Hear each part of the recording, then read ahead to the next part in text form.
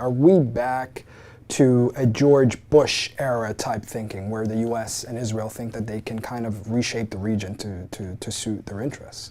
I think certainly the Israelis, I think, are believing that now, that this is their opportunity to permanently alter the balance of power in the region and gain a free hand to complete the project of a greater Israel.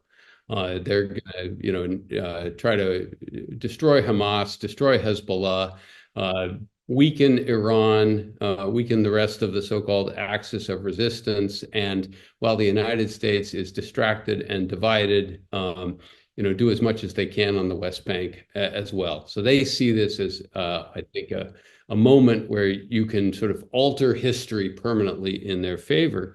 And I don't think it's going to work. I mean, despite all of the tactical successes and achievements you've seen over the last year or so, as well. As I said a moment ago, the Palestinians are being given no alternative, and there's no evidence that they're running up the white flag and going to accept their fate. Hamas is not defeated yet, and even if it were, new resistance organizations are going to be formed. Similarly, Iran has not given up, is continuing to resist, and dropping bombs on Iran is not going to win its population over and being more supportive of Israel. Same is true in Lebanon as well. Israel's increasingly isolated on the international stage. And again, something that is not commented about enough.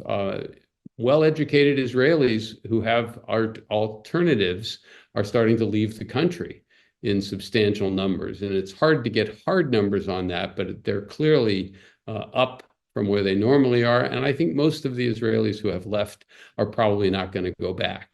Surveys of Israeli expats suggest that most of them, upwards of 80%, have no real intention in going back, which means that Israel is losing the better educated people that are driving its economy, have been manning the armed forces, et cetera, and will increasingly be controlled by the sort of religious extremists we see increasingly in charge of Israeli policy. And as a long-term approach, for building a prosperous and stable society, this is a disaster.